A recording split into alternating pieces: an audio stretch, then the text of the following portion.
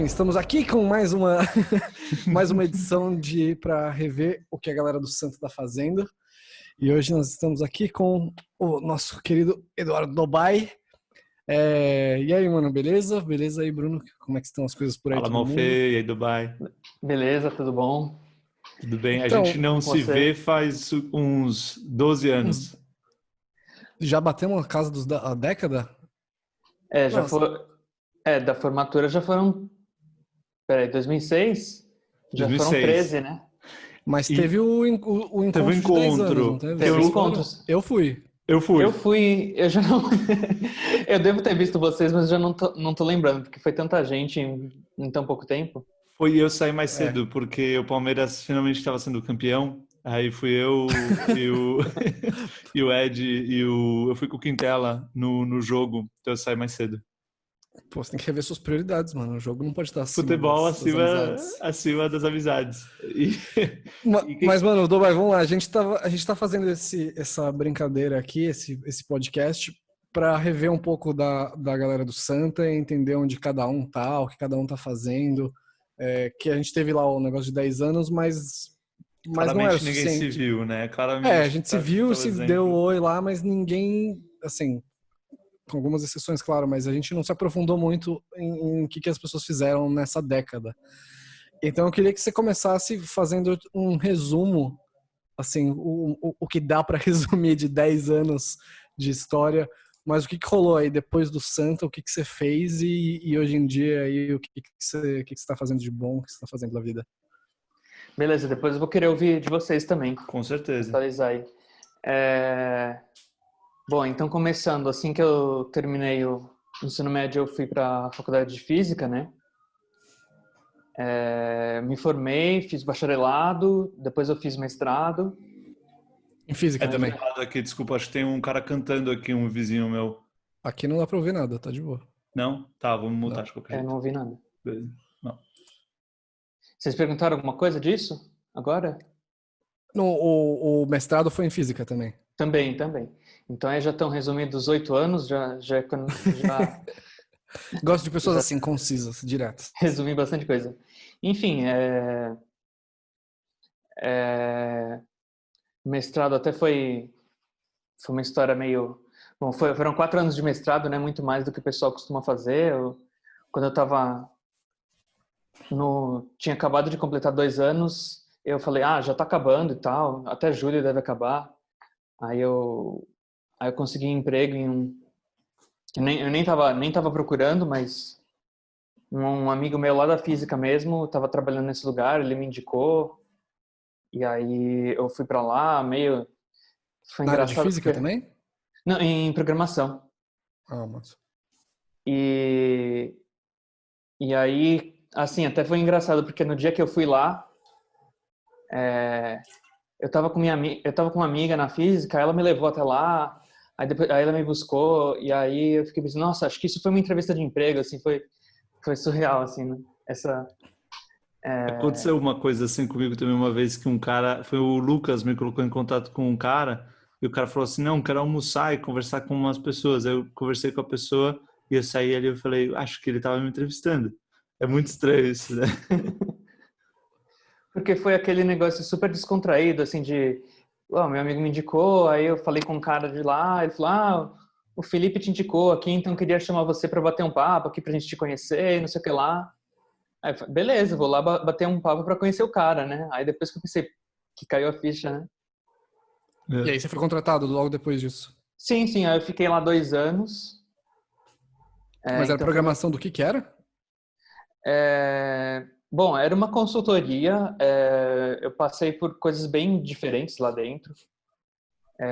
No começo a gente fez até no começo eu trabalhei com um projeto que era meio que experimental, assim, e ele acabou não indo muito para frente, mas era um negócio interessante que era um negócio de... Misturava umas coisas de engenharia também, porque era de soluções para rastreamento de carga e com monitoramento de temperatura. Aí envolvia construindo um hardware, né, que ia fazer essas medições, detectar as cargas que entravam e saíam.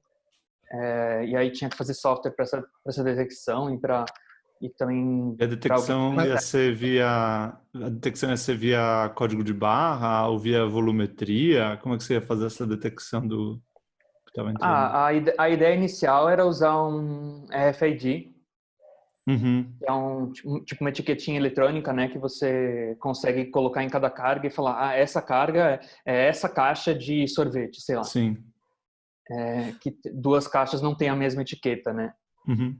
E aí você conseguiria ver, tipo, essa caixa de sorvete passou por esses lugares, sabe? Então você Isso é conseguiria bem rastrear. legal porque isso evita roubo de carga, perda, aumenta bastante a eficiência de quem que trabalha com isso, né, de carregamento, de descarregamento. Tem bastante, isso cresceu bastante no Brasil, eu acho, né? Então o projeto não deu certo para vocês, esse aí? Que na verdade não tinha nenhum comprador, assim, né? Acho que Tá. era mais uma investigação, um sonho do dono lá, um projeto que estava meio em paralelo. Aí não foi muito para frente. Mas calma, agora eu vou te interrompendo então na história. Tranquilo. Eu não entendo nada de programação. E isso era algo que você tinha na física ou é algo que você fazia, que você foi aprendendo tipo, por hobby ou tem alguma coisa a ver com a física, a programação ou não? São coisas diferentes. Um pouco, mas assim, é uma coisa que eu sempre me interessei desde adolescente, assim. Eu já Então fazia, você fazia por fora, você fazia por fora. mesmo no ensino médio, eu já programava umas coisas. Então quando o cara te contratou, ele te contratou vendo as coisas que você já tinha feito antes. Não foi uma coisa de currículo. O cara falou, o cara é da física. Foi uma coisa de habilidades totalmente fora da área de currículo tradicional. Acho que foi, porque assim, esse meu amigo também, ele aprendeu, no caso assim, na física a gente também tem uma introdução à computação. Até esse meu amigo que me indicou para trabalhar lá, já tinha, além da matéria de introdução, ele fez umas outras extras, que seriam matérias do curso de computação mesmo. Mas na física também, todo mundo acaba aprendendo um pouco de programação a mais do que das matérias, porque às vezes a gente precisa fazer umas análises de dados e tal. E aí o pessoal acaba tendo que aprender, assim, na marra. Ou para alguma Qual que é a matéria que precisa de língua alguma coisa. qual que é a língua que vocês aprendem na física? Olha, quando eu comecei o curso, porque essa matéria no primeiro ano, era C. Uhum. E aí, de uns anos para cá, eu sei que o pessoal tem aprendido Python, que eu até comemoro, porque acho que assim, dá muito mais poder para uma pessoa iniciante, assim, C é muito ingrato, assim, para fazer coisas que cientistas precisam fazer, assim. O C Faz o... ele é desculpa, melhor fala. para o setup do hardware, né? Então, quando você está fazendo um hardware, tal, aí o C entendo que é melhor do que o Python. Agora, quando você está Exato. fazendo um processo de dados, processamento tal, aí o Python vai ser mais adequado, né? O C, ele é muito baixo nível, assim, então você consegue representar coisas... Ele, assim, de certa forma, ele é muito simples, né? Sim. Você fala, faz isso, ele faz exatamente aquilo, não mais do que aquilo. O Uhum. Python, ele de certa forma é para ser mais abstrato e mais fácil. Então, na verdade, quando você faz uma coisa, na verdade, ele bola uma estrutura maior para fazer aquilo e para aquilo ficar... Enfim, para você fazer um programa mais complexo, só que escrevendo menos código, né? E aí, para Faz análise um de... resumo para leigos, porque, mano, eu entendo próximo de zero de programação, assim. Então, umas coisas, por exemplo, eu não entendo por que tem várias linguagens. Eu não entendo se essas linguagens servem para falar umas com as outras. Eu não entendo como as pessoas escolhem que linguagem elas vão aprender. Tipo, se você aprende uma, ele te ajuda a aprender a outra ou é conhecimento perdido, assim?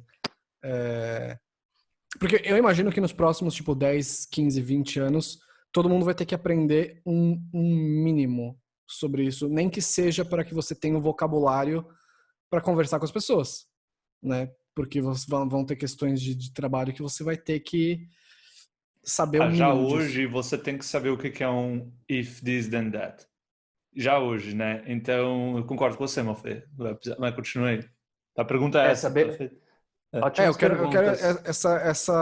esse panorama básico para os leigos, que acho que a maioria das pessoas é leiga ainda, eu incluso. Legal. Até, por exemplo, o que são APIs, né?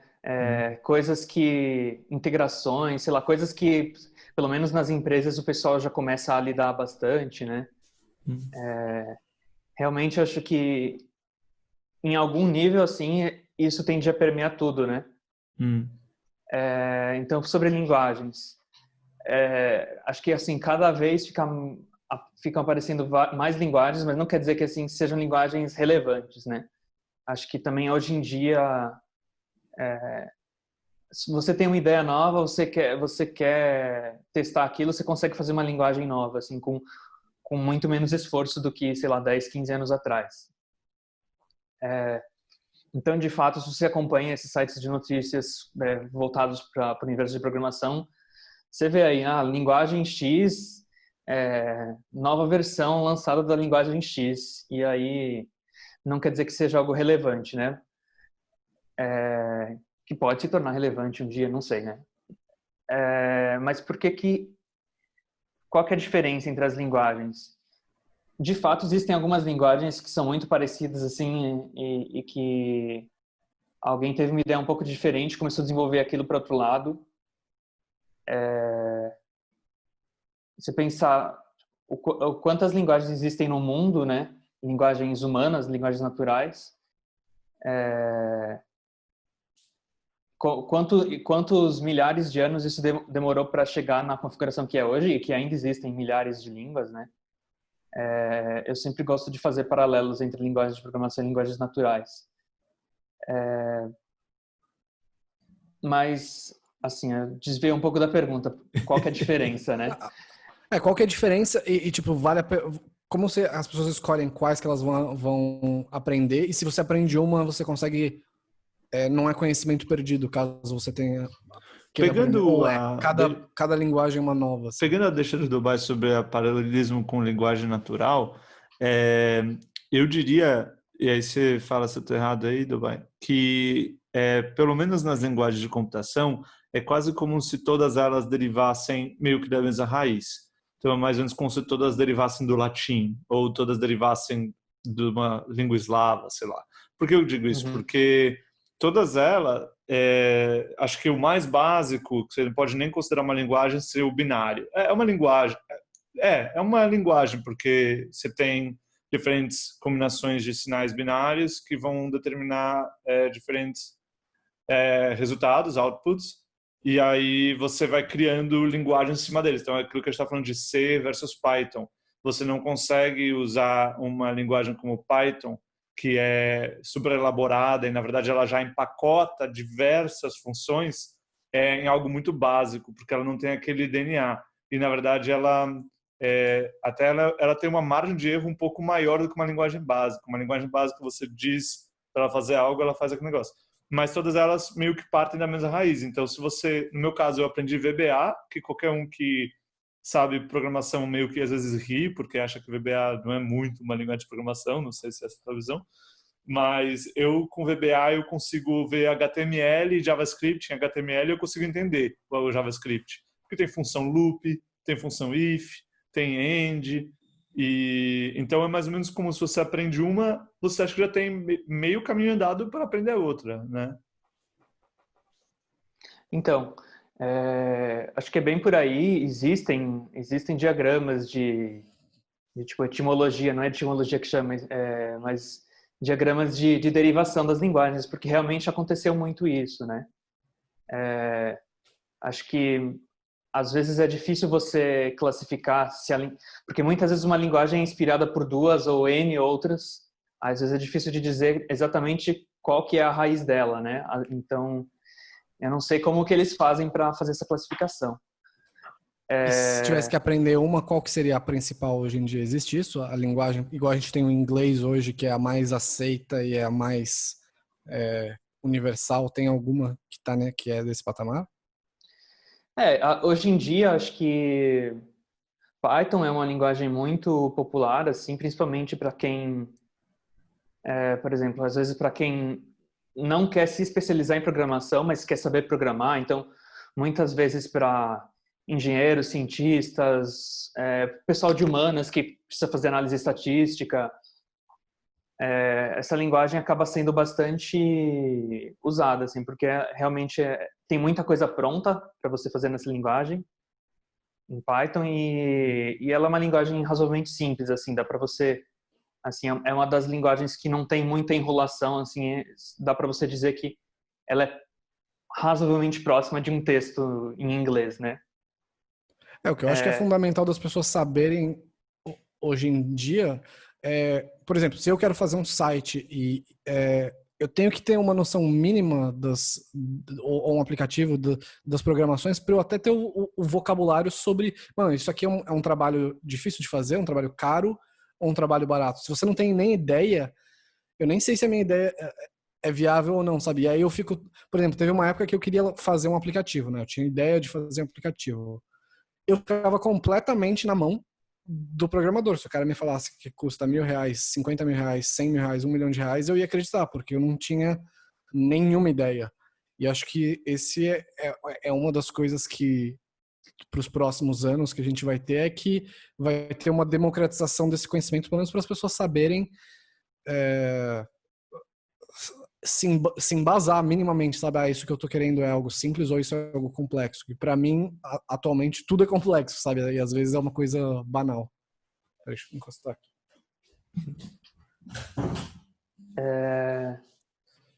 Acho que essa democratização, assim, tem que rolar mesmo.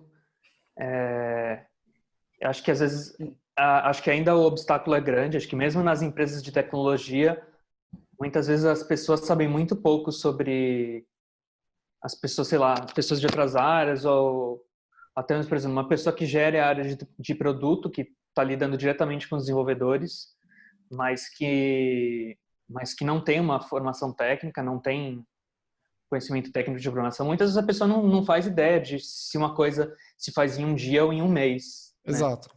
O cara que queria te contratar nesse caso, ele tinha um conhecimento técnico ou nenhum conhecimento técnico? Tinha um pouco, né? Acho que mesmo assim, acho que, por exemplo, eu manjava de VBA, manjava de alguma coisinha assim de programação básica, bastante de matemática, então, mas acho que realmente, por exemplo, esse negócio de o que se faz em um dia, o que se faz em um mês, ele não tinha muita noção. Acho que tinha outras pessoas lá na empresa que tinham mais essa noção, né? E aí, como é que é isso no dia a dia? O cara chega pra você e fala, mano, eu quero que você faça uma coisa. Aí você fala, tá bom, eu vou levar 3 meses pra fazer isso. E ele fala, como assim? Eu achei que você ia fazer no final de semana. Tipo, rolava esse tipo de conflito ou não? As pessoas... Sim, esse conflito sempre rola. E às vezes até o contrário também. Às vezes, na empresa que eu tô trabalhando agora, principalmente, rola esse conflito de... Às vezes, até fico puto, assim, que às vezes não priorizam alguma coisa, assim, porque ficam empurrando alguma coisa e eu falo, pô, isso aqui dava para eu fazer em 1 ou 2 dias se eu soubesse que era importante, sabe? Uhum. Então rola bastante. Isso é uma coisa que a gente tem que estar em constante alinhamento, assim, para o pessoal técnico saber o que tem que ser feito e alinhando com o pessoal não técnico qual que é a facilidade ou não disso, né? Você hoje se vê como um desenvolvedor? Profissionalmente? Sim. Então, quando você tem que preencher sua profissão, você não coloca físico? Por mais que você tenha mestrado em física, você é um desenvolvedor, você segue nessa linha, você até pensa nos próximos anos, assim, seguir mais nessa linha. Sim, eu penso mesmo. Uhum.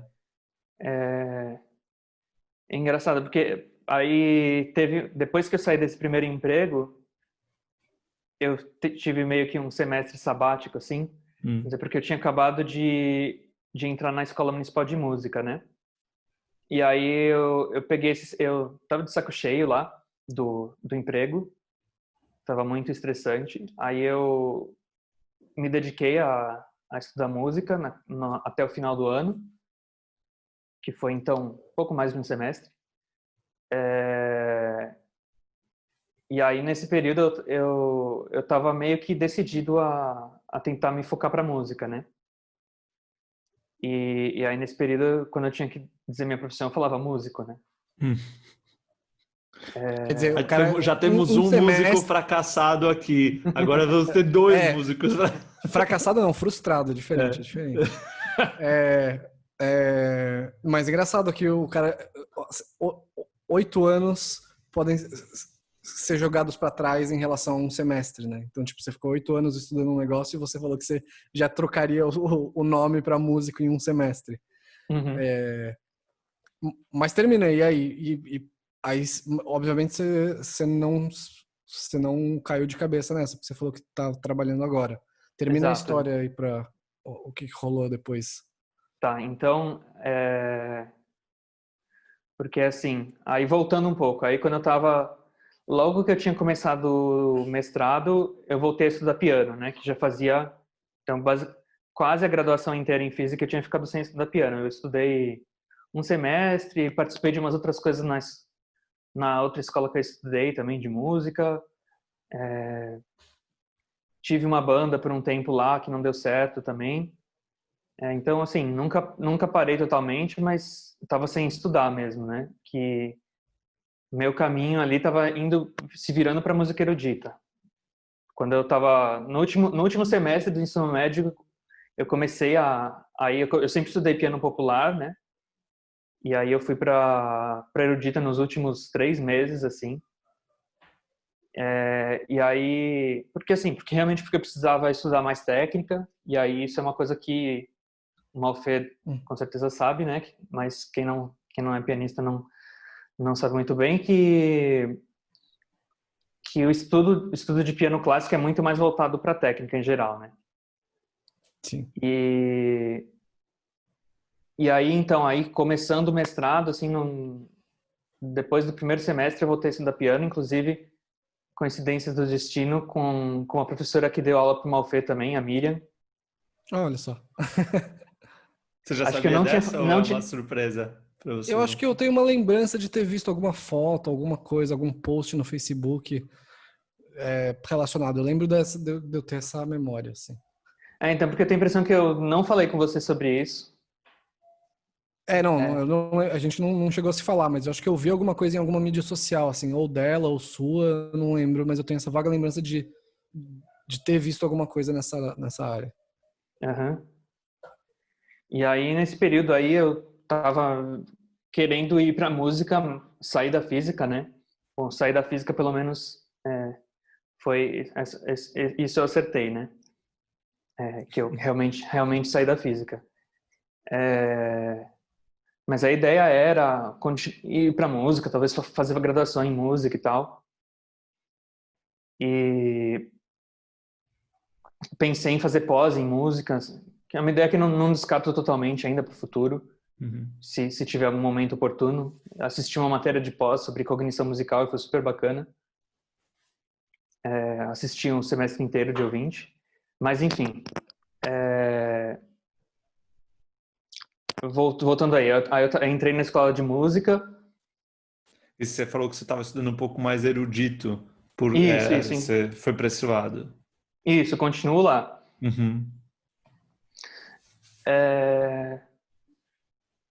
Aí, depois... Então, aí eu continuo lá na escola municipal. Já estou lá, então, desde 2015. Você tá lá ainda, então a música tá em paralelo com o que você tá fazendo de programação agora, não é que teve uma hora que você falou, dane-se a música e agora eu vou trabalhar. Só que assim, não foi um negócio de agora eu sou totalmente músico, vou só estudar música e trabalhar com música, né? Mas como que surgiu esse lugar que você tá agora, então? Porque, deixa eu entender, você teve a graduação, depois teve o mestrado, aí depois do mestrado você teve essa parte sabática, em que aí você recebeu essa proposta. Agora eu não lembro se você recebeu a proposta naquela empresa enquanto você estava no mestrado. Aquela era do mestrado, Era no mestrado, certo? Você saiu no sabático que você foi atrás de voltar para música. Foi que é que você foi e aí atrás depois você escola. entrou nessa outra empresa de agora. Isso, então nesse semestre sabático eu já tinha terminado o mestrado. E aí assim, também não estava procurando voltar a trabalhar com programação assim full time. Estava pensando em trabalhar mais freelancer, assim, mas acho que hoje eu vejo que tipo, eu não tinha experiência suficiente para tipo, me bancar assim, não nem financeiramente estou falando, mas assim não tinha experiência para falar, eu sou um programador freelancer e tenho credenciais para para falar, sou um bom programador freelancer, né? E aí, o mesmo colega que me indicou para outra empresa, ele estava nessa outra empresa nova agora. Você tem que pagar a comissão para esse cara já, né? O cara já ajuda. E aí a gente trabalhou junto lá por um ano, mais ou menos, nessa nova empresa. Então eu fui lá também sem estar esperando muito. Eu tava indo até porque precisavam de um desenvolvedor Android. Eu estava com vontade de aprender a programar em Android, né? Eu já tinha experiência com outras coisas de programação, mas não Android. Aí rolou, funcionou. Era uma startup que tinha acabado de começar, assim. Eu entrei com ela tendo uns 6 meses de vida, assim. E tô lá até hoje. Que faz o quê? Faz aplicativo para Android, não é isso? Eu fiz isso assim no primeiro ano, mais ou menos. Eu fiquei só focado em Android. Mas aí também com mudança dos outros outro pessoal que trabalhava com programação lá saiu em momentos diferentes. Aí teve um tempo que eu fiquei sozinho, então foi o tempo que eu mais assim botei a mão em tudo. E vocês prestam serviços para outros clientes, então não é que vocês têm um aplicativo de vocês? Não, essa empresa nova, a gente tem o nosso próprio produto, nosso próprio serviço. É uma empresa de logística. Como é que é o nome? Chama Vux. VUX. Eu já ouvi falar na Vux. Que legal. Vux, famosa de logística. Que da hora. É basicamente um marketplace para contratar veículos de carga. Assim, similar ao aplicativo de táxi, só que para transporte de cargas. E no caso, a Vux é só para VUC ou é também carreta? A gente começou mais com entregas urbanas. Agora a gente está com um pouco mais de distâncias um pouquinho maiores, mas assim ainda dentro do estado. Uhum. Ou até, acho que a gente tem algumas poucas para outros estados, acho que em Minas Gerais. Sim. Mas em geral distâncias não muito longas e caminhões não tão grandes. Né? Então, deixa eu te perguntar mais uma coisa Não, é uma coisa de ignorância minha mesmo. Desculpa te cortar. Não, pode falar. É uma coisa de ignorância minha mesmo.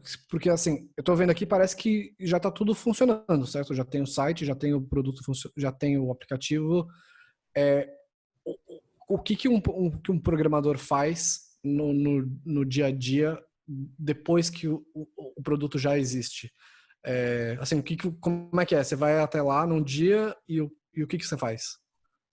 Porque para mim, a minha ideia é o pessoal trabalha até lançar. Depois que lançar, eu achei que acabou, né? Manutenção, novas funções, novos produtos. Acho que é essencialmente isso, mas a gente até não... Assim, nosso produto, de certa forma, é completo, mas também ele tem muitas coisas que funcionam de forma meio simplificada. A gente... enfim, apesar de a gente já ter 4, quase 5 anos... teve mudanças ao longo do processo, então não foram, 5 anos para fazer um produto super incompleto, né? Foram várias mudanças de foco e tal, E aí, mas hoje em dia, então, você trabalha nisso que o Bruno falou, de tem novas funcionalidades que você está criando, ou novas... Como eu não entendo nada da área, eu não sei o que é um dia a dia de um programador, assim. Para mim, quando o produto está pronto, ele está pronto. Eu não sei o que você faz, sabe?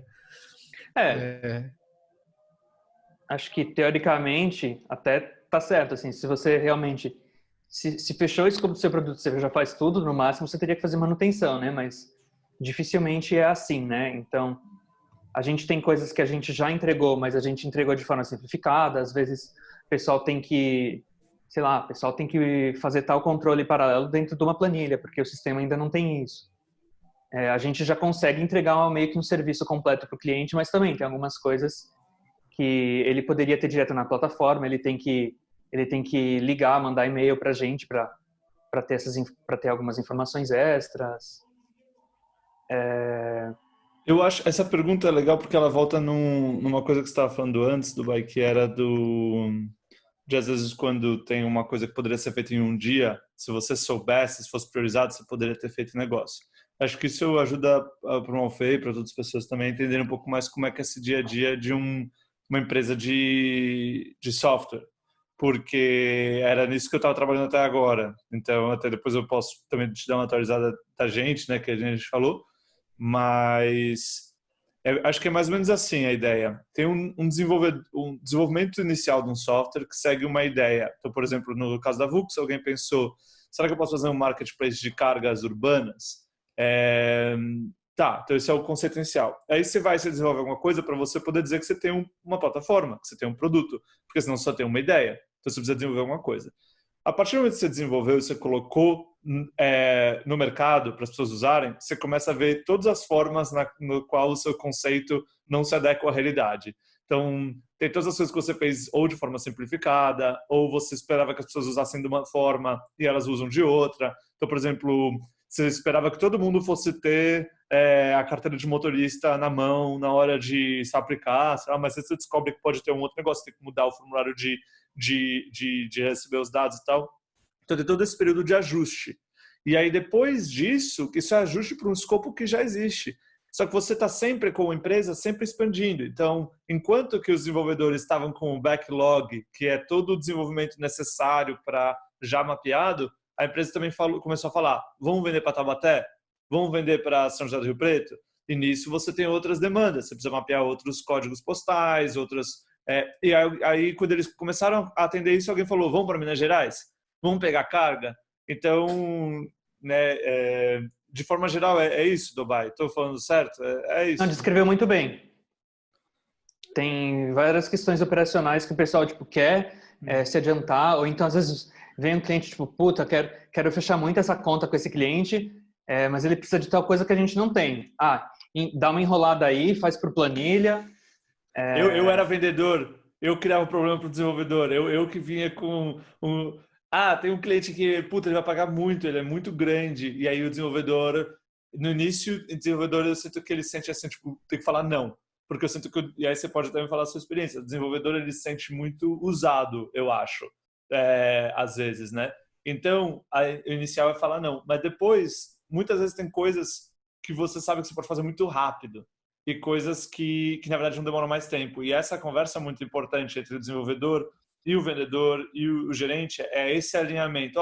Você quer prometer alguma coisa? Promete por aqui, que aqui é fácil, mas não promete por lá, porque isso é uma mudança estrutural do software, sei lá. Você descreveu muito bem, assim, acho que até assim, na minha experiência, acho que tem momentos da empresa, assim, acho que não é uma coisa que o time de desenvolvimento só recebe demanda. Acho que tem empresas que a situação acaba sendo assim, os desenvolvedores é o seu provedor de serviços, você só joga demanda para ele, né? Uhum.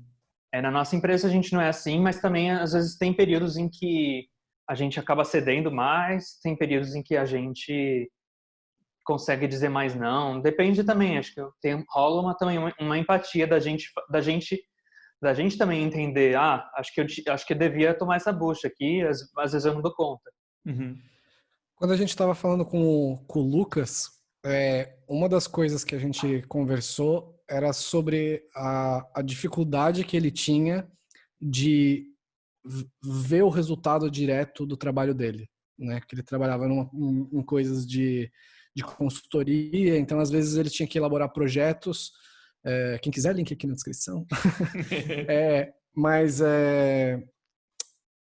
ele tinha essa angústia, essa dificuldade de você ter que trabalhar e nem sempre você vê os resultados do seu trabalho, e muitas vezes se você viu o resultado, você não conseguia linkar direto o seu trabalho com aquele resultado. Em programação, eu queria saber se existe isso ou se eu imagino que seja mais direto, assim, porque você vai lá, você escreve um negócio, você vê funcionando e você sabe que fui eu que fiz. Esse botão que eu aperto e clica, fui eu que criei. Mas, ao mesmo tempo, deve ter um pouco disso também, que quando a coisa fica grande demais, que você fez um tweak em um parâmetrozinho dentro de uma coisa muito maior e o seu trabalho acaba esquecido, assim. Como é que é essa coisa pessoal, assim? Porque eu imagino que você falou que você trabalhava com isso desde o colégio, né? Então, no colégio, você vai lá e faz, e você vê o resultado do que você fez. E isso eu acho que é porque muita gente começa assim, né? É legal ver o resultado do que você faz. Mas acho que conforme você vai crescendo em projetos maiores, você vê cada vez menos o resultado do que você está fazendo. Como é que é essa questão para você de, putz, eu faço e eu vejo o que eu faço, deu resultado e é legal pra caramba, ou não, nossa, eu já tô num meio em que eu só mexo uma coisa muito pequenininha e às vezes eu nem não sinto mais que tô fazendo a coisa, sabe? Fez sentido do que eu tô falando? Fez super sentido. Então, eu acho isso uma das coisas mais legais assim de trabalhar com programação, você realmente construir coisas e ver resultados, né? Ver resultado direto do que você está fazendo. Eu acho que assim aqui na Vux, onde eu trabalho, acho que essa oportunidade é bem grande. Eu acho que assim tudo que a gente faz acaba sendo visível, né? Acho que tem momentos em que a gente faz algo, sei lá, a gente corrigiu um bug que era super misterioso, e que tipo às vezes não afetava tanto assim, né? Então, mas pelo menos pra gente também é uma grande satisfação, porque aquilo a gente também acho que se encanta por resolver problemas, resolver mistérios, né? Acho que programadores, acho que muitos deles têm esse perfil de querer resolver problemas, por isso até que não só para programar, eles não atuam só na especialidade técnica deles, mas às vezes resolver um problema junto, assim, pensar que problemas a empresa tem e a gente ajuda a trazer soluções, né? Porque a gente não está construindo software a partir de uma especificação, a gente está ajudando a construir a ideia do software. Mas aí, por exemplo, na outra empresa em que eu trabalhava, que era uma consultoria, e acho que isso acaba sendo muitas vezes o perfil do tipo de trabalho de programação em consultoria, é que muitas vezes você trabalha por projetos, então você está alguns meses naquilo e aí entregou, acabou. Então você nunca mais vai arrumar aquilo, se algo saiu ruim... Outra pessoa vai mexer. Então, até assim, uma coisa que me desagradava lá era que eu não tinha como trabalhar em qualidade, porque eu me preocupava muito com qualidade, de uma forma até artística, assim, que acho que tem muito a ver com também meu lado musical. E às vezes uma coisa que eu pensava, putz, eu estou me preocupando tanto com o negócio que ninguém vai ver.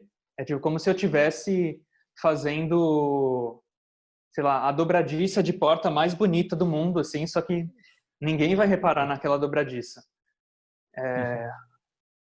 Ou no máximo, nossa, ela dobra muito bem e tal, mas tipo, não é uma coisa que vai ficar muito visível, né? Mas isso te E incomoda? não é que a maioria das pessoas sofre com isso, né? Tipo, são sortudas as pessoas que colocam a cereja no bolo. A grande maioria das pessoas está fazendo a farinha, tá colhendo o cacau, sabe? Mas quem recebe as glórias é a cerejinha que foi colocada no final. Eu acho que isso é um problema que se estende para várias áreas, assim. E eu não sei muito bem qual que é a solução para isso, porque é aquela questão da motivação, né? Como você mantém as pessoas motivadas. Eu acho que a motivação do cara que põe a cereja é óbvio. O cara tem o reconhecimento social lá. Você tem um social proof, assim, de pessoas que viram o trabalho e identificaram o trabalho a você e gostaram. Eu acho que, por exemplo, no caso da Mazinha também, que a gente conversou com ela, que ela é diretora de cinema, ela consegue ter um pouco dessa sensação da cereja no bolo, porque apesar de um filme ser feito por muitas peças móveis, né, tem uma equipe inteira por trás, a associação com o nome do diretor é inegável, né? Você associa o tal filme a tal diretor. Tudo bem que o nome do cara que levou o gerador de luz está lá nos créditos, mas é muito desconectado, assim. O cara, eu acho difícil esse cara se sentir responsável pelo filme do mesmo jeito que o diretor do filme se sente. Então, eu não sei muito qual que seria a melhor solução para isso. Isso também foi outro ponto que a gente falou com o Lucas, né? Que é o negócio da pessoa se sentir responsável de cada. Então é legal que no seu caso da Vux, vocês, os desenvolvedores estão bem envolvidos no produto final, porque por mais que você esteja fazendo uma dobradiça, eu acho que de alguma forma você olha a porta e você sente que ela é sua, né? Então, quando você olha toda a empresa como um todo funcionando, você tem um pouco de sentimento de propriedade daquilo, né? Ou não? Totalmente. Acho que principalmente para mim, porque eu já estou lá faz bastante tempo, então eu já mexi em muita coisa. Ajudei a desvendar vários mistérios, assim, porque também a gente trouxe um software que era antigo, que veio de uma outra startup aí. Uhum. E aí, então, assim, às vezes é um software que nem se adequa mais mas a gente fez ele se adequar. Uhum. É um software de uma outra startup que tinha um modelo de negócios parecido, mas não exatamente igual. Então, muitas coisas não serviam diretamente, a gente teve que adaptar. E aí, no fundo, aquilo está servindo a gente também. A gente modernizou o software velho. E aí uma pergunta para você nisso, desculpa só, aí é bem minha, assim, valeu a pena adquirir esse software ou você acha que se começasse do zero seria mais fácil? Cara, a gente sempre tem essa dúvida, assim,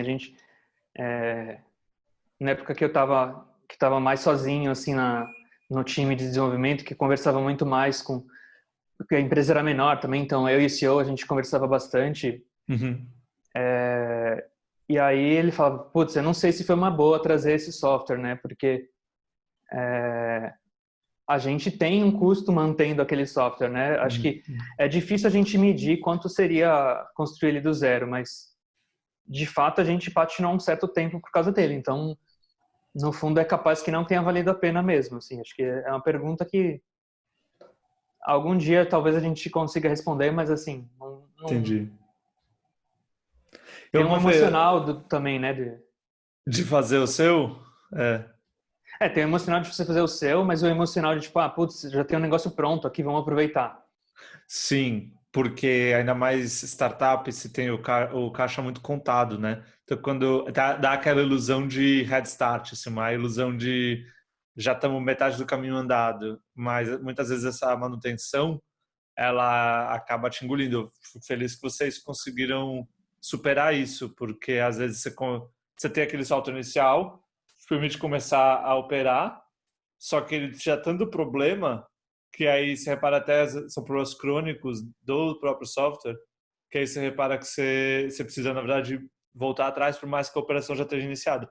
E aí é onde a coisa dá muito errada, porque aí o lado de vendas não vai abrir mão da receita que ele já fez e dos compromissos que ele já tomou, mas o lado de back-end, de infraestrutura, não está lá, e não só não está lá, mas como ele tem que ser refeito por causa de alguma incompatibilidade. E aí abre uma ruptura que você começa a perder serviço, e você perde reputação. Por isso que tem muita empresa de software que dá muito errado, né? Eu acho. Não é uma ciência muito simples, por mais que tenha tanto dinheiro envolvido, até nem sei como é que vai ser agora. Mas por mais que tenha muito dinheiro, boas cabeças, é bem complicado, é bem disruptivo mesmo. E de certa forma é uma área muito nova, né? Acho que tem muitas coisas que não estão consolidadas, né? Acho que até uma das coisas que existe é o debate se a gente se chama de engenheiros de software ou desenvolvedores de software.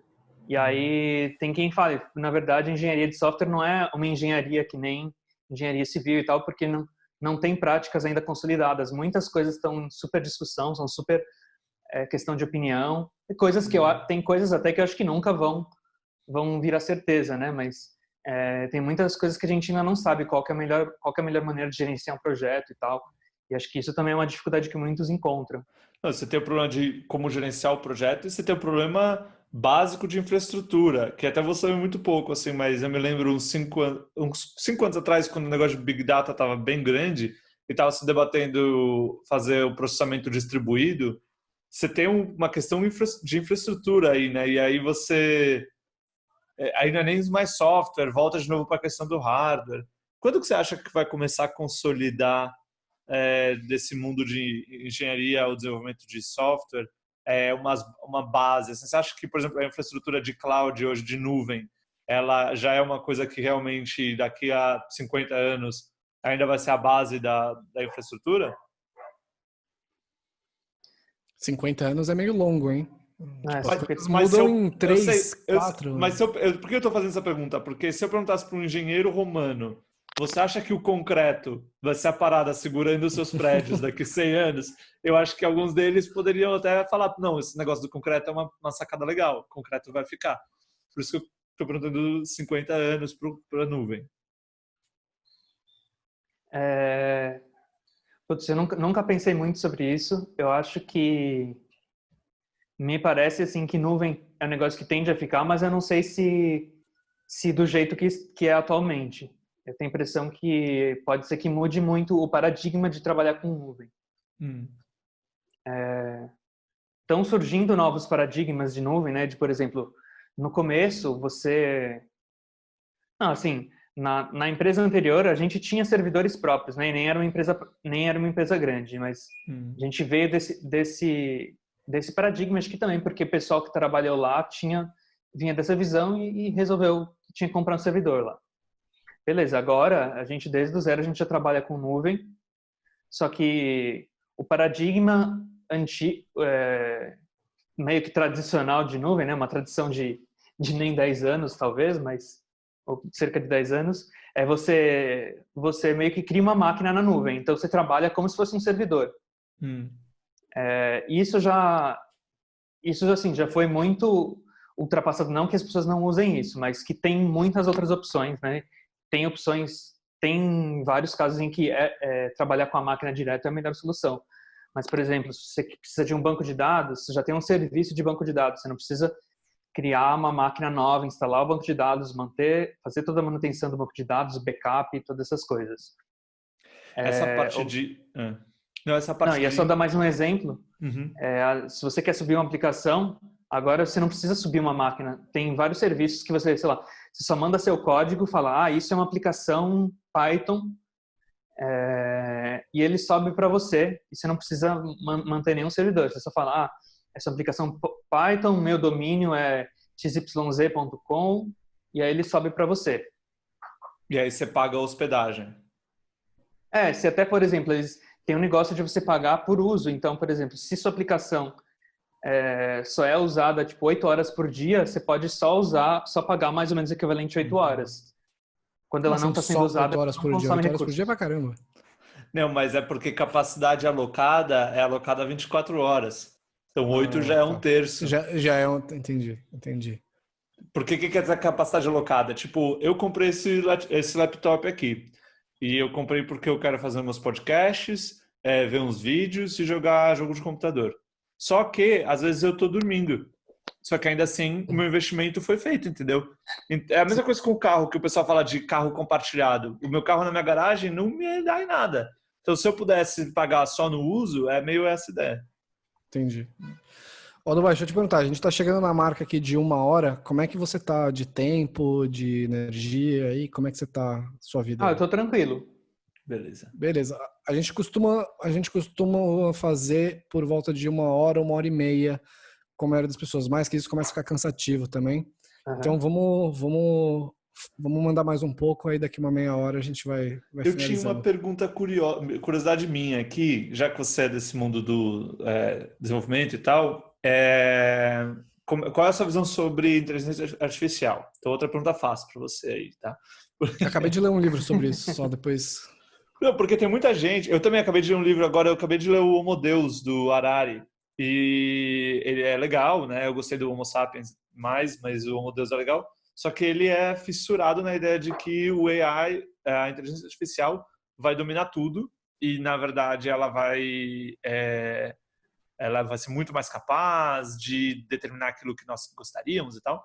Mas, na minha cabeça, qualquer inteligência artificial que eu vi até hoje, ela tem uma falha que é assim, ela é baseada nos dados do banco de dados na qual ela vai processar. Seja uma rede neural, uma regressão, qualquer coisa que seja. Então, ela só olha para o passado. Então, não importa qual a qualidade do seu modelo, ela não vai ter uma capacidade muito boa de inovar. Eu não consigo ver uma inteligência artificial criando algo novo puramente a partir dos dados do passado. Mas, não sei, eu queria ver a sua visão sobre isso. É muito interessante, eu nunca me aprofundei muito nesse assunto, acho que não é um assunto que eu sou super fissurado, mas o que eu curto muito também é modelos que geram coisas similares ao que os humanos fazem. Então, eu curto essa ideia de tipo, música gerada computacionalmente, não porque eu acho que ela vai substituir a criação humana, mas acho que porque ela pode complementar de uma forma interessante. Mas, enfim, o que eu vejo é que, assim, com certeza tem essa questão de a inteligência artificial que a gente tem hoje em dia, ela é baseada no que ela pode ser treinada, né? A gente usa esses termos, né, de treinamento e teste, no máximo, ou validação. Então, você treina ela com dados do mundo real, dados gerados por humanos. Assim, mas, por outro lado, é muito impressionante o que as pessoas têm atingido, né? Você vê aqueles geradores de rostos humanos. Eu acho isso muito interessante, né? Por que você acha, Bruno, por que você acha que não? Qual que é o seu... Por que você acha que a inteligência artificial é incapaz de criar algo? Porque a inteligência artificial, essencialmente, são modelos estatísticos, acho que estatística é o nome correto, não sei, mas que vai trabalhar em cima de uma base de dados que vai relatar tudo o que já aconteceu a T-1, ou seja, do passado. Não há, assim, meio filosoficamente falando, não há nem como computar dados do presente, porque mesmo o presente demora um milésimo de segundo e tal, então e a partir daí, se eu pego, por exemplo, vamos pegar a primeira vez que o Leicester foi campeão da Premier League, que foi lá em 2014. Foi a primeira e única vez que eles foram campeões. Então, se você pega todos os dados até 2013 e roda o modelo que for, você não vai pegar Leicester campeão.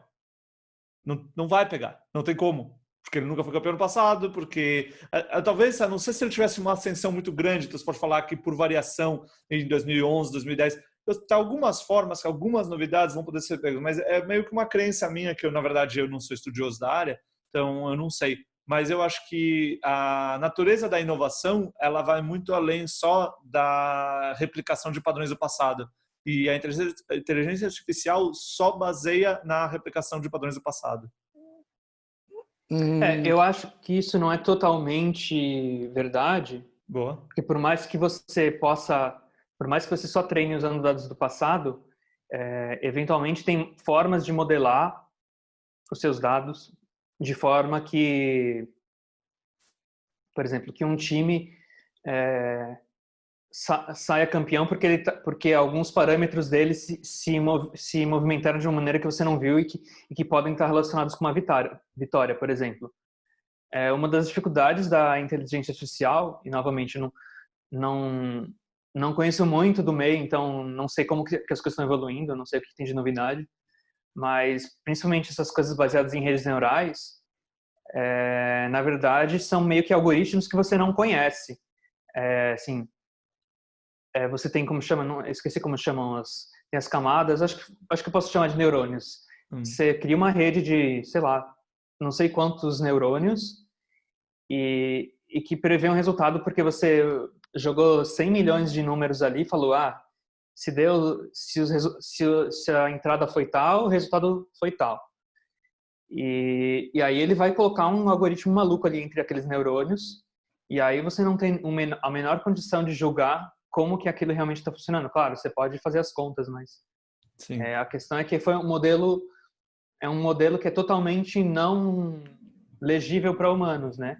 Então você também não tem condição de pegar aquilo e falar, não, esse resultado deu assim, deixa eu mudar um pouquinho, assim, é uma coisa meio intangível, assim. No primeiro exemplo... A maioria das coisas... Não, falei. Só no primeiro exemplo, eu concordo com você, é verdade. Você poderia, na verdade, ter parâmetros que... Até tem aquele filme do Moneyball, que é bem legal, que é sobre a parametrização do beisebol. Então tá certo. Só que a questão é, você ainda, naquele exemplo, precisa de um humano para criar os parâmetros. Ou o modelo está predeterminado. Mas na rede neural, realmente, ela vai além disso. Eu não conheço como é que ela funciona bem.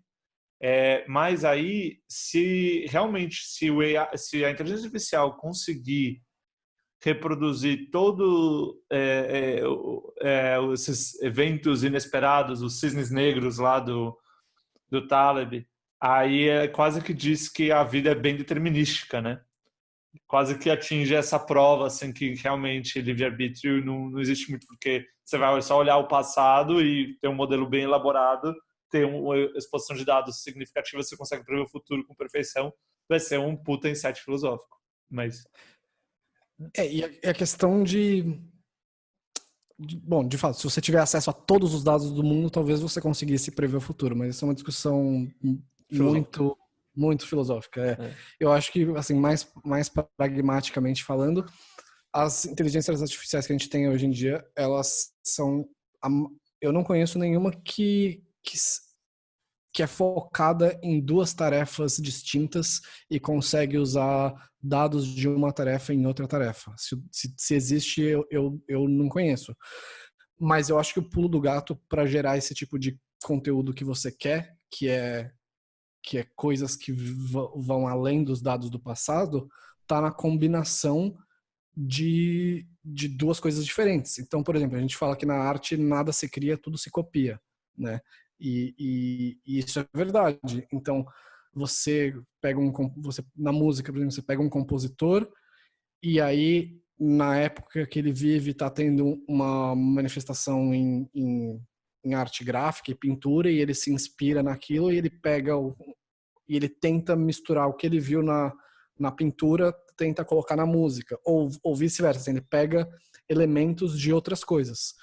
Então, quando a gente começar a ter AIs que conseguem fazer isso, de você pegar o conhecimento que você teve em tomografias e misturar com o conhecimento do AI que teve em jogos e o AI que teve em criação de música, aí você consegue fazer uma combinação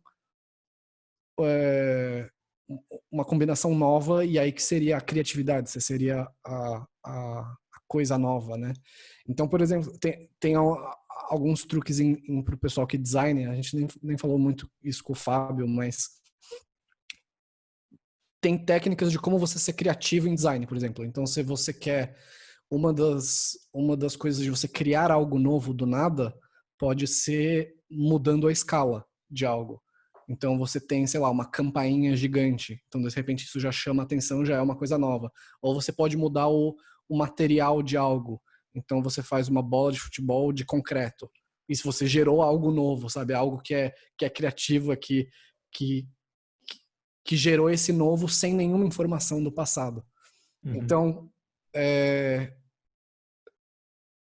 eu acho que é quando as pessoas começarem a fazer essas máquinas em que misturam os conhecimentos.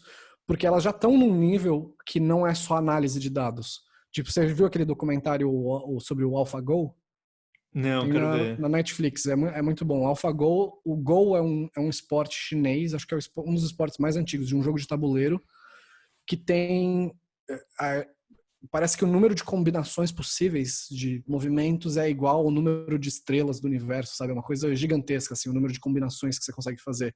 É muito, muito, muito maior do que o xadrez. Então, por exemplo, aquela máquina que ganhou do Kasparov, esqueci o Deep Blue, ela analisou centenas de milhares de jogos de xadrez. Esse tipo de análise, que é o que a gente acha que as inteligências artificiais estão fazendo, já é ultrapassado, porque ele não funcionaria para o AlphaGo, porque a quantidade de combinações é muito grande. Não teria máquina com processamento suficiente para analisar todas as combinações. Então é um tipo de inteligência que você poderia dizer, sei lá, intuitivo, é outro tipo de jeito de analisar os dados. Eu não vou ter o vocabulário técnico para isso. Mas quando você juntar esse tipo de análise em uma área, esse tipo de análise de que não é combinatório de dados em uma área, e depois juntar essa mesma análise em outra área e juntar as duas, aí você tem uma inteligência artificial criando coisas que você não viu antes, que nunca vieram de dados do passado e que são criativos e novos e tudo mais. Eu não sei, eu ainda olho muito com... Se a gente olhar os carros autodirigíveis, eu não quero ficar focando muito nisso porque nenhum de nós aqui é expert nisso, mas mas eles estão com dificuldades, né? Deixa eu mudar aqui, sair do AI, porque eu acho que é Eu legal, vou mandar mas... o link aqui, depois vocês assistam. Mandei Boa. salva aí nos... Isso é do AlphaGo? O trailer do filme da Netflix. É muito bom, recomendo. Eu queria perguntar pro Dubai, que eu vi que outro dia você compartilhou uma música do Keith Emerson. Ele é o Emerson Lake and Palmer, não é? Isso. E então, a verdade que eu queria perguntar é, se um computador faz uma música, isso como músico te ofende de alguma forma? Como é que você vê isso? Como é que você vê o seu lado criativo sendo substituído ou copiado por um computador? Bom, ofendido eu não me sinto. Assim, acho que talvez eu tenha ainda aquela arrogância tradicional de tipo, não, isso nunca vai substituir os humanos. Eu já abdiquei. Pra mim, eu já aceito que a máquina vai fazer as músicas. Eu já me submeti totalmente. Eu acho que tem... Não sei, eu acho que por um lado, Malfi, eu também acho que muitas músicas, no fundo, podem ser produzidas por computadores. Acho que talvez, quando isso avançar o suficiente, talvez muita gente vai preferir, porque talvez vai ser mais barato. De certa forma, certas coisas estão rumando para um lado mais impessoal, né? Não sei. Mas eu não acho que o compositor tradicional, o artista tradicional vão perder muito espaço assim na criação de arte. Então explica um pouco por que se você tá mais esperançoso do que eu, porque eu tava zero esperançoso, por que você não foi mais a fundo na área da música e foi mais a fundo, sei lá, foi por esse caminho? Pera, mas você tá falando da música em geral ou só sobre isso aqui de música gerada por computador? Da música em geral, assim, que você falou que você foi se dedicando à música erudita, mas uma hora você voltou à programação e deixou a música meio de lado. Tipo, eu saí da música por uma certa desilusão. De eu achar que não é mais algo tão legal, com um futuro tão bom, enfim, a gente pode falar, eu posso falar minhas críticas depois, mas você parece que ainda tinha isso, e mesmo assim você optou por seguir para programação. Foi muito interessante, não lembro se foi num outro podcast de vocês que eu ouvi, que achei muito legal o que você falou, Malfê, sobre a sua desilusão com a música, sobre você trabalhar com o que você gosta, né? Uhum. Acho que aquilo falou bastante comigo também. E acho que, de certa forma, eu pensei assim, na época que eu estava mais inclinado a me dedicar totalmente à música. Só que, de certa forma, assim, daquele período para cá, também eu incluí várias outras coisas de música na minha vida. E também acho que conheci outras pessoas que também gostam muito de música, mas não trabalham profissionalmente, mas de alguma forma aquilo faz grande parte da vida delas. E aí, ao mesmo tempo também, que eu estou trabalhando com algo que de certa forma eu acho muito legal trabalhar. É uma questão assim que talvez uma coisa que me desorienta, assim, que me bagunça, é porque por mais que eu goste muito de música, é meio que um investimento de longo prazo, né? E programar, você cria coisas que você vê o retorno na hora, ou no máximo se é um negócio demorado, tipo, nossa, eu tenho que construir um sistema, eu vou demorar um mês, mas eu sei que depois de um mês eu vou ter algo para ver, né? Música você pode levar 12 anos e não ver nada. Mas enfim, por exemplo, desde 2012 eu estou no Coral USP. Então, tipo, e aí, assim, eu tanto tenho cantado lá, mas também várias vezes eu toco, né, acompanhando o coral. Uhum.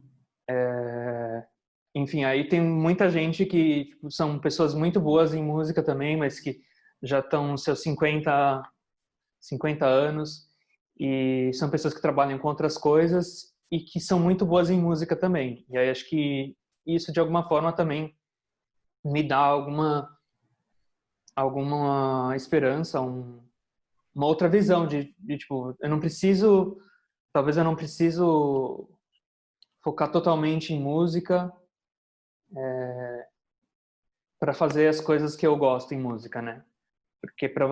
Porque se você abraça totalmente a música, você tem que abraçar a parte boa e a parte ruim, né? Exato. Não que você nunca tenha que abraçar a parte ruim, né? Mas é que acho que ela tá mais presente se você deixa a música mais presente na sua vida. E se você faz aquilo no seu trabalho, se você começa a fazer por obrigação, né? Eu acho que uma coisa que, para mim, eu tenho pensado muito ultimamente é sobre a questão da sua autoimagem, sabe? Tipo, como você se enxerga. Porque a gente é muito educado num sentido de, eu isso é mais óbvio em outras profissões. Então, tipo, eu sou médico, então eu sou um médico porque eu exerço a medicina. Eu sou um advogado porque eu exerço o direito. Então, nessas profissões é bem óbvio, assim, de você linkar quem você é com o que você faz. Mas em outras áreas, eu acho que isso não é tão óbvio. E, então, por exemplo, eu posso ser eu posso fazer exercício e me considerar um atleta, mas nunca ter participado de nenhuma competição e nunca ganho nenhum prêmio e nunca ganhado nada monetariamente com isso e ainda me ver como um atleta, sabe? E na música é a mesma coisa, assim, você pode nunca ter feito um disco ou feito um álbum ou uma música e ainda se considerar como um músico. E isso para mim era muito difícil. Eu acho que ainda é assim. Eu ainda ligo muito a minha autoimagem com o que eu produzo e com o que eu tenho de reconhecimento social por isso.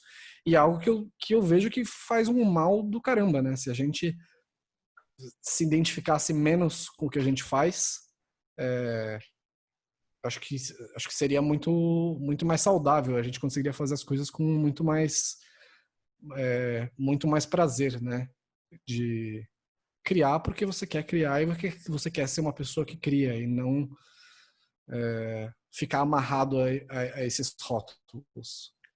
Cara, e não sei se você também sente isso, porque você também, como pianista, mas eu sinto que a cobrança de imagem do pianista é maior porque o pianista tende a ser um instrumento mais solo ou de alguma forma ou solo ou meio que líder assim, né? Não, primeiro que ele chama mais atenção, né? É o maior que É, tem. é No verdade. palco, não, é verdade, é algo físico, assim. Se tem um piano no palco, todo mundo olha pro piano. Quem mandou ter Pronto. tanta tecla? É. Porque tipo, às vezes sei lá, você é oboísta, você toca numa orquestra, assim, não sei, também pode ser um pouco arrogante eu falar isso agora, mas Pode te chavar os assim, oboístas. Já começou, destrói não, eu agora. só peguei um instrumento que tipo não é super famoso assim, mas muito músico de orquestra, beleza, eu tô tocando na orquestra, toco aqui, recebo o meu salário, tudo bem. O cara não tem nenhum destaque especial, né? Ele toca numa orquestra legal e tá tudo bem, né? O Não, lugar lidar do com. pianista no mundo musical é muito diferente, né? Ele tem esse lado solista que é muito cruel, ele tem dado que ele, de fato ele chama muita atenção.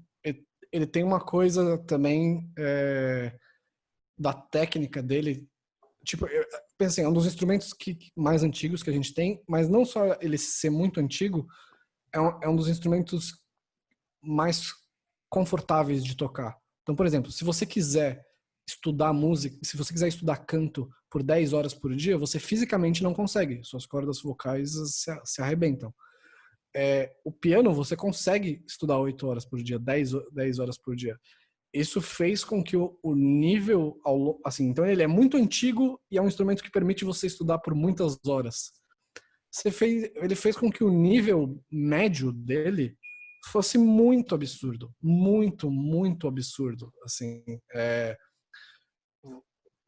para você ser minimamente reconhecido ou para você estar num padrão de técnica minimamente aceitável, o nível já é muito alto. Então, sim, é um instrumento mais ingrato nesse sentido, Mas eu acho que todos os instrumentos eu acho que, assim, se eu tocasse outro instrumento, eu acho que eu teria saído da música também, porque a angústia ia ser a mesma. Eu não vou culpar o instrumento em si, sabe? Ele tem uma carga mais alta por essas coisas, mas tem coisas muito mais pesadas para mim do que o peso do instrumento em si. Isso dele chamar mais atenção. E uma pergunta para vocês, músicos, se eu puder aqui. Eu acho que pode até ser uma pergunta meio idiota, assim, mas ainda mais no piano, você tem bem rígido a questão, porque eu tocava baixo, né? E até se você pega um fretless, tá bom que ele não é perfeitamente fora das escalas, mas você pode caminhar no braço, sem as casinhas e tal. Às vezes eu fiquei me perguntando, quando você ouve uma cítara, e eu lembro uma vez, você e eu, a gente fez aquele trabalho no segundo colegial sobre as escalas, e as escalas na música, no piano, elas são as pitagóricas, né? Vocês às vezes se perguntam o que seria fazer música fora dessas regras pitagóricas, ou é uma pergunta idiota? Você quer responder? Eu Cara, posso responder, mas pode falar aí. Na verdade, o que você está chamando não é bem pitagórica a palavra. Você está falando das escalas temperadas, que é o que a gente se acostumou. Se a gente se acostumou no Ocidente. Mas a gente faz música fora disso o tempo todo, assim, principalmente com coisas de tecnologia hoje em dia. Eu tenho aqui eu tenho um teclado aqui na minha frente também. Ele tem acho que o seu deve ter também, tem uma rodinha que é o pitch wheel, que ele serve justamente para você sair de onde você está e ir gradualmente para outra nota, achando esses espaços no meio entre as notas que a gente não está acostumado na música ocidental. Então, acho que é uma questão de se você ouvir muita música. Se você ouve música indiana, você acha normal isso, você não acha estranho. Se você ouve música oriental, o seu ouvido se acostuma.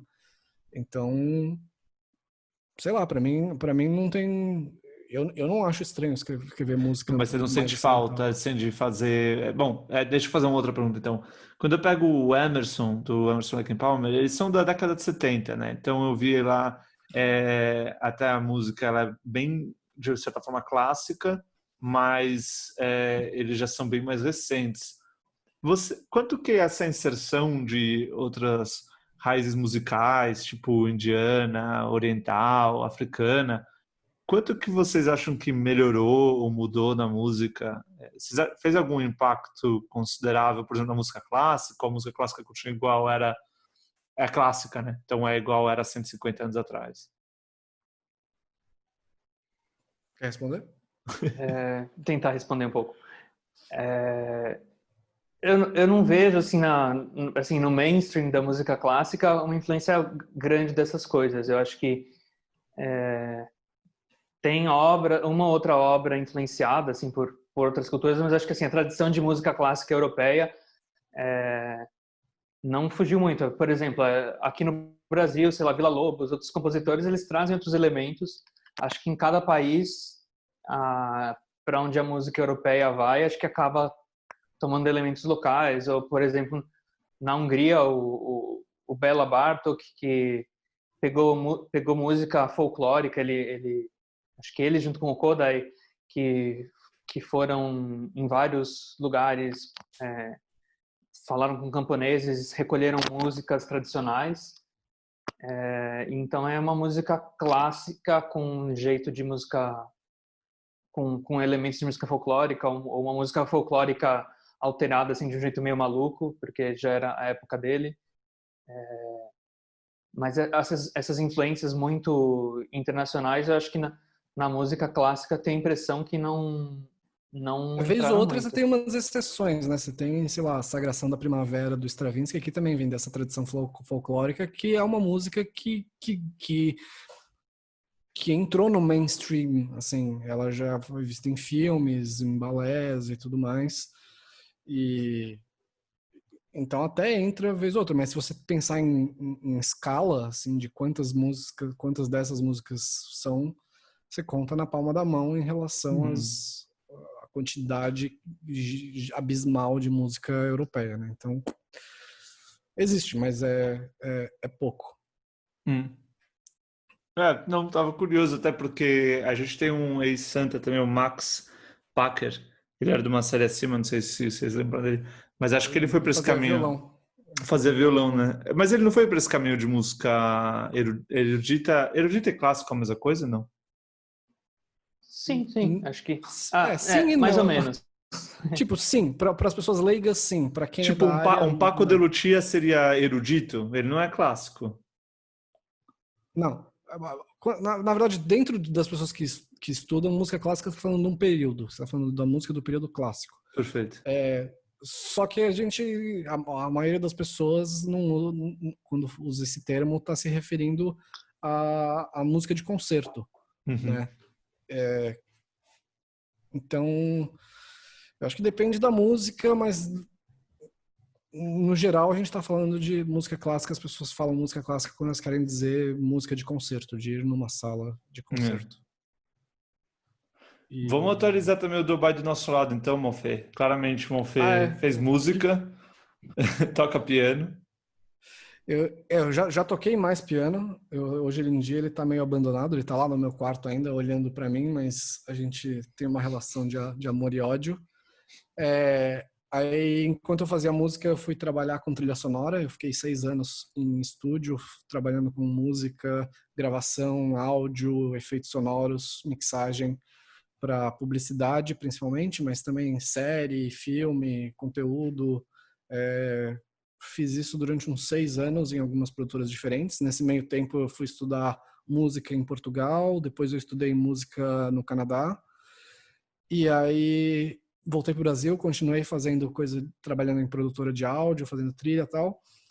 E aí um amigo meu, ele estava fazendo um filme nos Estados Unidos e ele pediu para eu fazer a trilha do filme dele. Aí eu fiz a trilha, a gente começou a criar um vínculo e a irmã dele tinha uma empresa de pesquisa de mercado que queria fazer pesquisa de mercado, mas gravando uns mini documentários. E eles começaram a me chamar para fazer gravação de áudio nessas gravações de vídeo, enfim, em gravações externas ao estúdio. Aí eu comecei a fazer isso, comecei a me envolver com o pessoal de câmera, de vídeo, com direção de fotografia.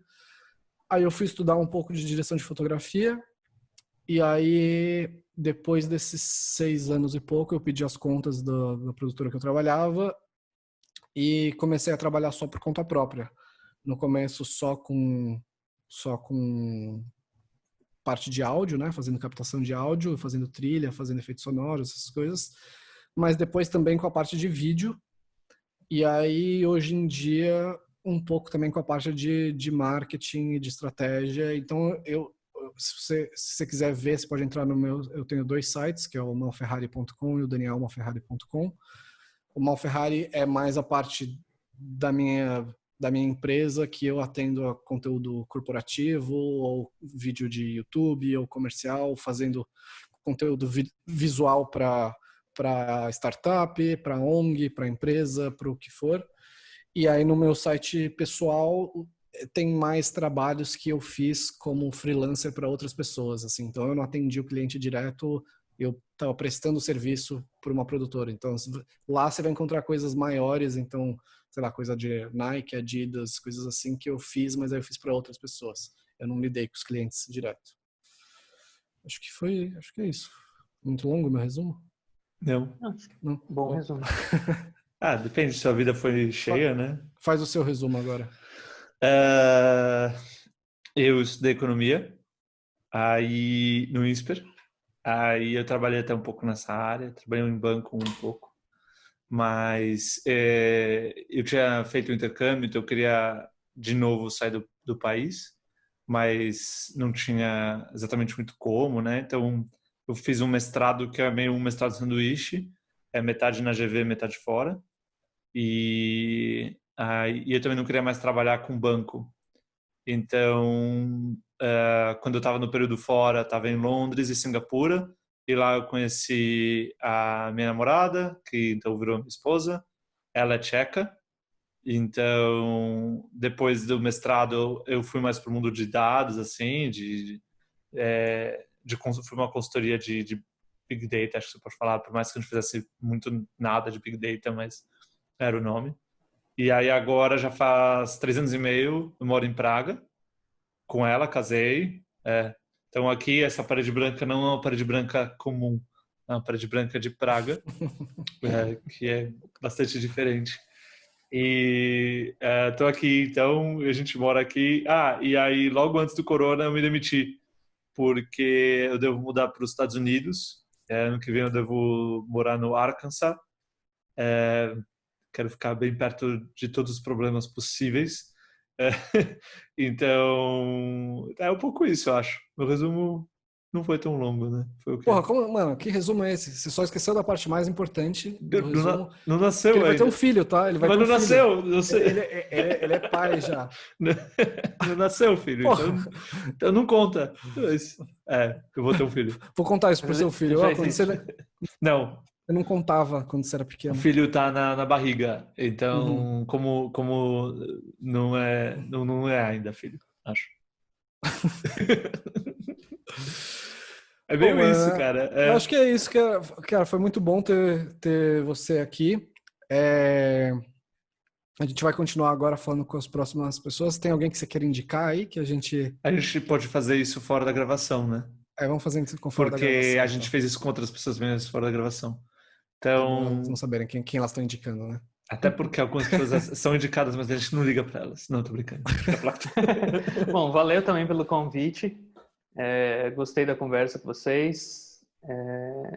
Achei muito legal a ideia. Acho que foi uma conversa muito boa. Em breve a gente vai estar lançando lá na comunidade do Santa. Sim. Valeu então, Dubai. Valeu, Dubai. Valeu. Até a próxima. Falou. Até. Tchau, tchau.